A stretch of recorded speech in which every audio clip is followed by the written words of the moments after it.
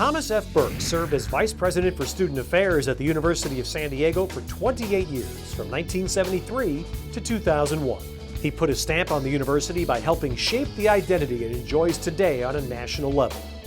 With athletics under his watch, he guided USD's move up to the NCAA Division I ranks and membership in the West Coast Conference in 1979. Under his leadership, USD was able to build a successful athletic program while maintaining the academic integrity of the university's educational mission. He was president of the West Coast Conference Executive Cabinet from 1983 through 1994 and played an important role in seeing a dream become reality with the opening of the Jenny Craig Pavilion in October 2000. He was inducted into USD's Chet and Marguerite Pagney Family Athletic Hall of Fame in 2005. Known to introduce himself to parents of USD students as the Dean of Wildlife, Burke's faith, patience, directness, fairness, hands-on approach, determination, and legendary dry wit helped shape the lives of countless students, as well as the very spirit of the non-academic side of the university. Each year, a USD Student Affairs employee is the recipient of the Thomas F. Burke Employee of the Year Award. The recipient is someone who exemplifies the same traits and values Tom Burke instilled during his 28 years of service: character, sense of humor, common sense, honesty, respect, student development, and consistent support of the university's Catholic tradition.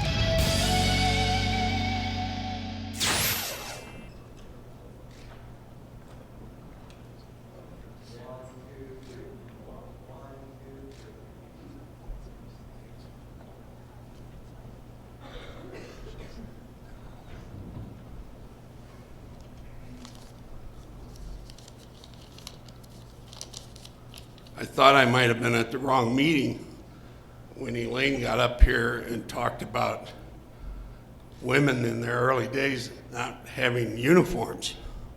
I kind of thought, what did they play in? She went on to correct that.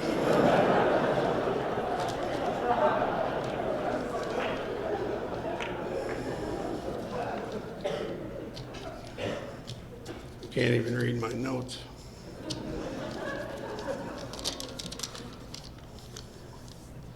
You know, I'm really kind of embarrassed to be here, because I really don't like any of these athletes who preceded me, because they beat the hell out of USD every time we played them.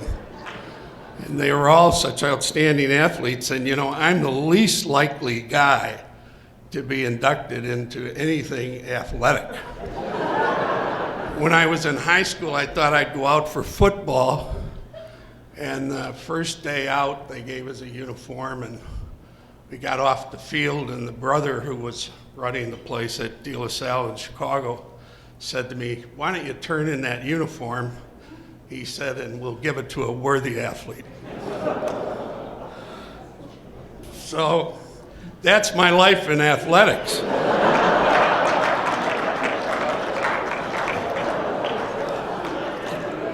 I had a lot to do with the West Coast Conference in the early days when we first went in. Gonzaga and USD came in the same year in '79.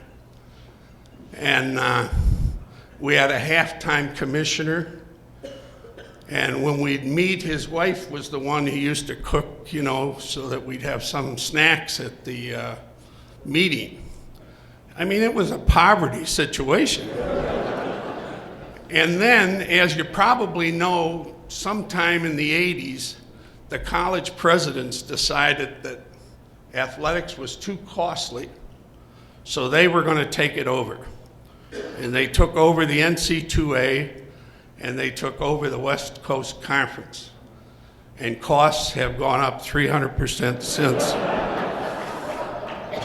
See, I had to be retired to be able to make that remark. And it really was that way, when some of the coaches from USD who are here, Bervelli and Egan and Cunningham, they were doing it all alone. And they were doing it, on $17,000 or $18,000 a year. and we were proud to pay him that well. But as things went on, the conference really grew to be a great activity and a great organization. And I'm indeed proud to be accepted into and nominated for the Hall of Fame, Hall of Honor.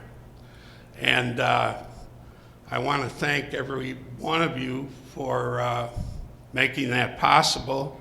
I'd like to thank my wife and my kids, and Mary Lyons, the president of the university, who was fortunate enough to come after I left. So with that, I thank you.